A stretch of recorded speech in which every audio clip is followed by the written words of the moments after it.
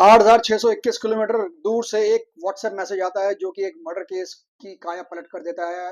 एक खतरनाक और चरित्रहीन महिला को उसके अंजाम तक पहुंचाता है, सलाखों के पीछे पहुंचा देता है। नमस्कार, आदाब, सत श्री अकाल।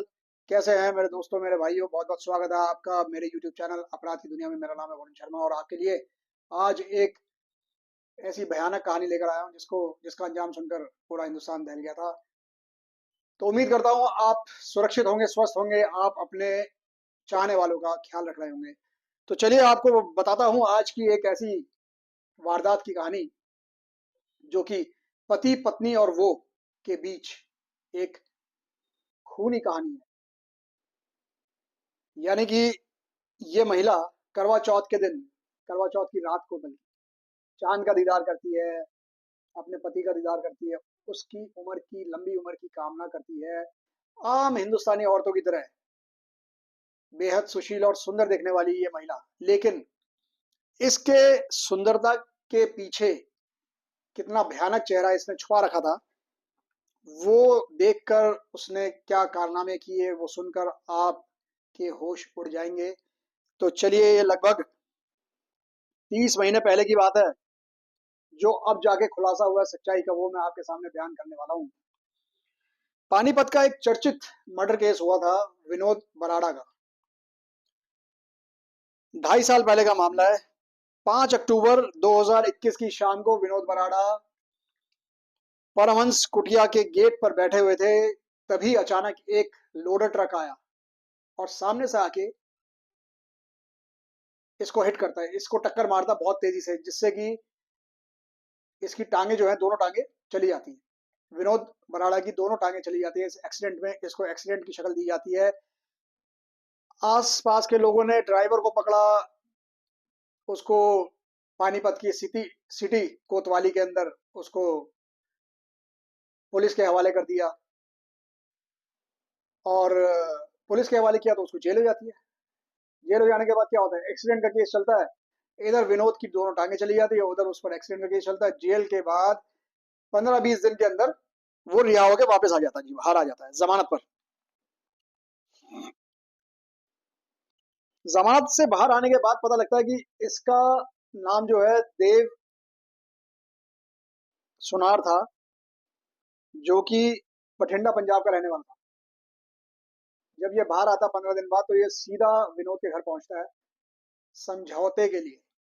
विनोद से कहता है कि आप समझौता करके केस वापस ले लीजिए। लेकिन विनोद, जो अपनी दोनों टांगे खो बैठा था, लाचार था, गुस्से में था, उसने साफ साफ इनकार कर दिया। इनकार करने के बाद ये बात देव सुनार के गले नहीं उतरी, जो कि एक क्रिमिनल था। तो वो इसको धमका कर चला जाता है, धमकी देकर चला जाता है कि इसका अंजाम अच्छा नहीं होगा। इस दौरान कुछ 2 महीने बीत गए। 2 महीने बाद ये विनोद बरादा के घर पहुंचता है। वहां पे ये अंदर घुसता है, अंदर कमरे में जाता है जहां पे विनोद लाचार अवस्था में अपने बिस्तर पर पड़ा होता है। वहां जाकर इसको ये बिस्तर से गिरा देता है नीचे। और गिराने के बाद देव इस बार पिस्तौल लेके आया था, लोकल पिस्तौल लेके आया था। एक गोली इसकी कमर में मार देता है। कमर में मारने के बाद देखता है कि विनोद जो है वो छटपड़ा रहा है दर्द के मारे, मरा नहीं। मकसद इसको जान से मारने का था। तो दूसरी गोली इसने, यानी कि देव सुनार ने, विनोद के सर में मारी, पॉइंट ब्लैंक रेंज से मारी, जिससे कि इसकी हत्या हुई। वो ऑन द स्पॉट मर गया।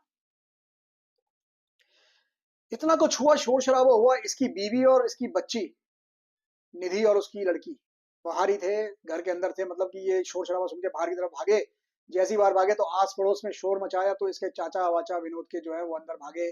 दरवाजा तोड़ा, दरवाजा तोड़ के तुरंत देव को दबोच लिया लोगों ने, और विनोद को जल्द से जल्द अस्पताल ले जाने की कोशिश करी। जहां पे अस्पताल ले जाकर इन्हें पता लगा कि डॉक्टरों ने मृत घोषित कर दिया है, डेड घोषित कर दिया है विनोद को।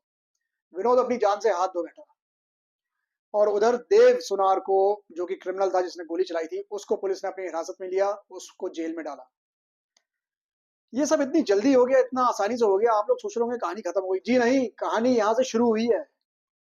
ये प्लान ए था, प्लान ए नहीं था, प्लान का पार्ट था ये। अभी मैं आपको बताता हूँ कि कहानी कैसे यहाँ से शुरू हुई है और क्या हुआ था इसमें आगे। आमतौर से पुलिस वालों ने और लोगों ने ये सोचा, ये देखा जिस तरीके से हुआ ये सारा हादसा, कि ये एक्सीडेंट की कोई रंजिश थी जिसका बदला लेने के लिए देव सुनार ने इसको गोली मार के हत्या कर दी, क्योंकि वो उसे धमका के गया था। लेकिन ऐसा नहीं था, ये एक खूनी साजिश का वो हिस्सा था जो कि इसकी बीवी ने, निधि ने, और उसके आशिक ने और देव ने, तीनों ने मिलकर बनाई थी विनोद को खत्म करने के लिए।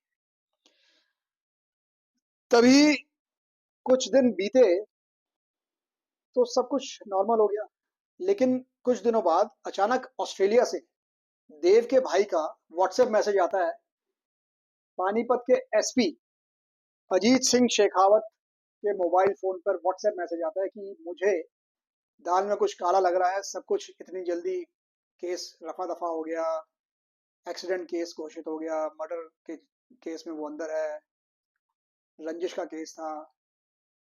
तो उसके भाई ने गुजारिश करी एसपी साहब से कि सर एक बार दोबारा से इसकी जांच पड़ताल ठीक से करी जाए, क्योंकि मुझे शक है ये एक साजिशन हत्या की गई है मेरे भाई की। तो एसपी साहब थोड़े से सजग होके और सतर्क होके उन्होंने ध्यान दिया और उन्होंने ये फाइल ओपन करवाई, कोर्ट से गुहार लगाई, कोर्ट से परमिशन ली जाके कि सर मैं इसको री इन्वेस्टिगेट करना चाहता हूँ, दोबारा देखना चाहता हूँ केस को। तो कोर्ट ने उन्हें परमिशन दे दी और उन्होंने एआई दीपक कुमार को इसके फॉलो पे लगा दिया और इन तीनों के मोबाइल्स जो है वो ट्रेसिंग पे लगाए और जितने लोग थे सबसे दोबारा से तफ्तीश करी गई, सबको बुलाया गया, सबसे पूछताछ करी गई। तो देखिए एसपी साहब ने क्या अपने मुंह से बयान किया, आप सुनिए। देव सुनार है, इसका एक सुमित नाम के व्यक्ति से काफी संबंध है। तो सुमित नाम के व्यक्ति ने ही इसको जो पहला जिस पिकअप ट्रक से जिसने एक्सीडेंट किया था उस ट्रक को इसने दिलवाया था और उसकी जो ईएमआई है उसमें भी भरने में देव सुनार की इसने सुमित ने सहायता की थी। और दूसरा ये हमें ये भी समझ में आया और हमें पता चला कि निधि जो इसकी विनोद भराड़ा की वाइफ है उसका और सुमित का भी आपस में काफी मेलजोल है, वो संबंध है और आपस में भी काफी बातचीत भी है। इसके अलावा आसपास इनको बाहर घूमने जाना, होटल्स में जाना, मनाली और अन्य जगहों पे भी इनके घूमने फिरने की हमारे पास काफी जो है इसके बारे में हमें सूचनाएं प्राप्त हुई।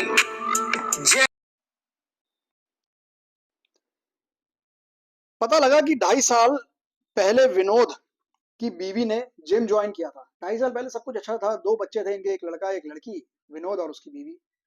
करोड़पति परिवार था, किसी चीज की कमी नहीं थी।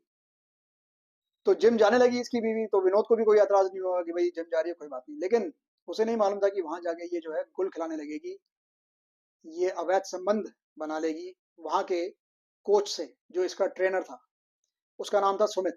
उसके साथ इसके संबंध बनने लग गए। तो धीरे धीरे फोनों पे बात होने लगी, मोबाइल पे बात होने लगी, जिम आने जाने के रास्ते में जो है टाइम लगने लग गया, क्योंकि ये दोनों आपस में, सुमित और निधि आपस में मिलने लगे, अवैध संबंध बनने लगे। और अवैध संबंध में आप जानती हैं क्या क्या होता है। इधर देव की लाचार स्थिति हो गई थी, वो कहीं आ जा नहीं सकता था। तो देव ने पूछना शुरू किया क्यों इतना देर कर रहे हो, ये और वो। तो इनके जो है आपस में झगड़े शुरू होने लगे। तो जब अवैध संबंध चल रहा होता है एक तरफ, तो अमूमन बात है कि ये झगड़े तो होने ही होते हैं। तो विनोद को आखिरकार पता लगा कि इसका अवैध संबंध चल रहा है इसके कोच के साथ, तो झगड़ा और बढ़ा। जब इस बात की भनक सुमित को पड़ी, तो सुमित ने एक प्रपोजल दिया निधि को कि इसको देव को जो ये विनोद है, विनोद बरादा, इसको रास्ते से हटा देते, क्योंकि सुमित इस औरत के चक्कर में बेहद पागल हो चुका था, अंधा हो चुका था इसके प्यार में, पराई स्त्री के प्यार में पागल हो चुका था। शादीशुदा स्त्री के बात कर रहा हूँ मैं, शादीशुदा औरत के लिए ये पागल हो चुका था। और इस हद तक अपने होश गंवा बैठा था कि इसने देव की, ये विनोद की हत्या करने की साजिश बना ली, और जिसको इस औरत ने स्वीकार कर दिया, स्वीकृति दे दी। इसने कहा ठीक है, क्योंकि ये दोनों इतना घुल मिल गए थे, इनका संबंध इतना आगे तक चला गया था कि ये विनोद को छोड़कर उसके साथ घूमने जाती थी बाहर, मनाली चली गई, कभी कहीं चली गई।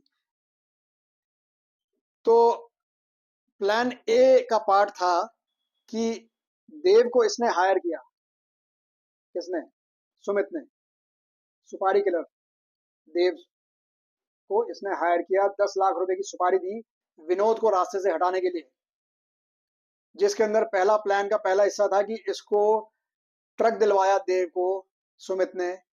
आधे पैसे इसने दिए, इसकी बीवी ने, निधि ने, और आधे सुमित ने दिए, और उसी ट्रक से देव को इसने बोला सुमित ने कि इसको उड़ा दो। लेकिन वो प्लान इनका हो गया था फेल। प्लान इनका फेल हो गया था, उसको जेल हो गई। जिस दौरान ये जेल में रहा देव सुनार, उस दौरान जब इसका पति लाचार हो गया था पैरों से, तो सुमित इसका खर्चा उठाने लगा, घर का, इसके बच्चों की फीस देने लगा। निधि से और नजदीक है इसकी बढ़ गई, निधि के बच्चों का पालन पोषण करने लगा। इसका भार, परिवार का भार इसके सर पे आ गया था। तो झगड़े इनके इस दौरान जो है विनोद के और निधि के और ज्यादा बढ़ गए। जब निधि ने सुमित को ये बात बताई कि भाई अब बर्दाश्त नहीं होती है, तो फिर दोबारा इन्होंने जो है मिलकर प्लान बी बनाया, जिस प्लान बी का हिस्सा ये था कि देव को सुमित ने दोबारा से जेल से बाहर निकलवाया जमानत पर, और इस बार उसे हथियार भी खरीद के दिया, और इस बार बोला कि इस बार जाके सीधा गोली मारकर उसकी हत्या ही कर डालना। 15 दिसंबर 2021 को दूसरा अटैक, फाइनल अटैक करने के लिए देव सुनार पिस्तौल लेके इसके घर पहुंचा, जिसकी सीसीटीवी वीडियो पूरी की पूरी इस वीडियो में आपको दिखाऊंगा। वीडियो अंत तक देखिएगा, कैसे देव सुनार उसके घर की तरफ गया, घर में घुसा, कैसे निधि ने दरवाजा खुला छोड़ा हुआ था, और जैसे ही घुसा देव अंदर, निधि को पहले नमस्ते करता है। निधि उसको इशारा करती है कि इस कमरे में उसका पति विनोद बैठा हुआ है, और ये कमरे के अंदर जाता है, कमरे को अंदर से बंद करता है और गोली मार देता है। ये सारा सीसीटीवी फुटेज आप इस वीडियो में देखिएगा अंत तक, आपको पूरी की पूरी वीडियो लाइव दिखेगी कातिल की कत्ल करते हुए। तो 15 तारीख को ये घुस गया जी उसके घर में, और घुसकर उसने इस वारदात को अंजाम दिया, जैसा कि मैं आपको बता ही चुका हूं। सीसीटीवी पूरी फुटेज है, आप देखिएगा।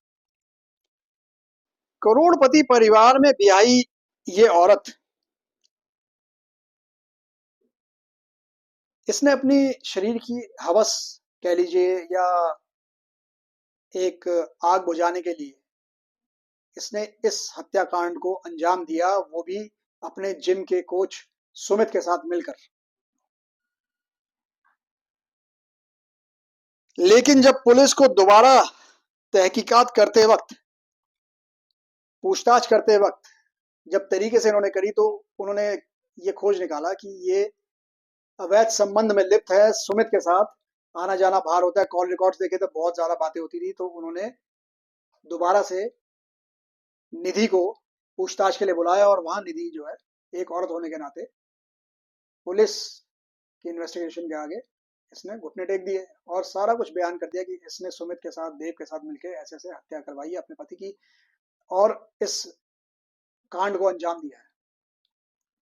पुलिस ने तुरंत गिरफ्तार करके उसे सलाखों के पीछे भेज दिया, देव को भी और साथ में सुमित को भी।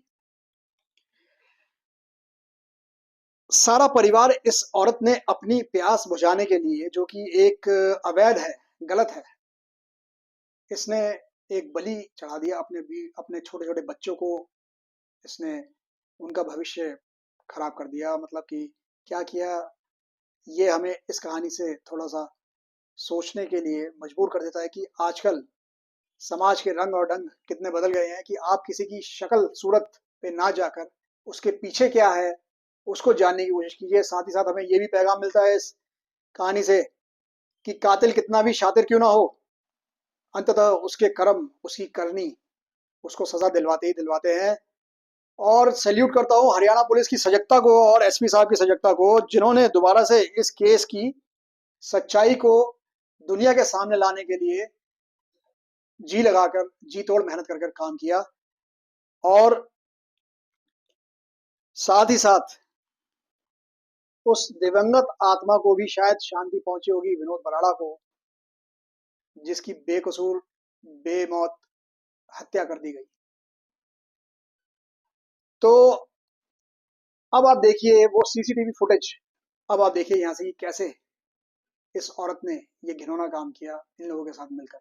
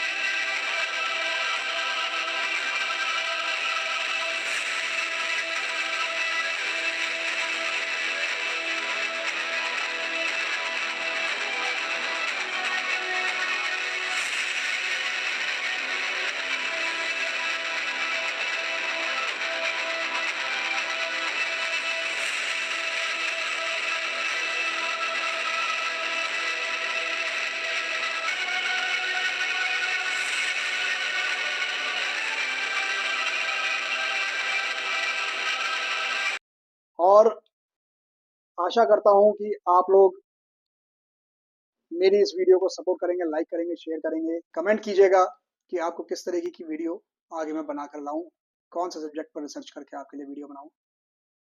और उम्मीद करूंगा कि आप लोग थोड़ा सतर्क रहिए, सजग रहिए, स्वस्थ रहिए, अपना और अपने घर वालों का और अपने चाहने वालों का ख्याल रखिए। किसी पर आपको आंख मूंद कर भरोसा करने की जरूरत नहीं है। आज का ज़माना ऐसा ही है कि जहाँ बीवी अपने पति के साथ ये काम कर सकती है, जो कि एक सबसे घनिष्ठ संबंध होता है इस धरती पर, मुझे लगता है। तो इसी के साथ ये वीडियो समाप्त करता हूँ।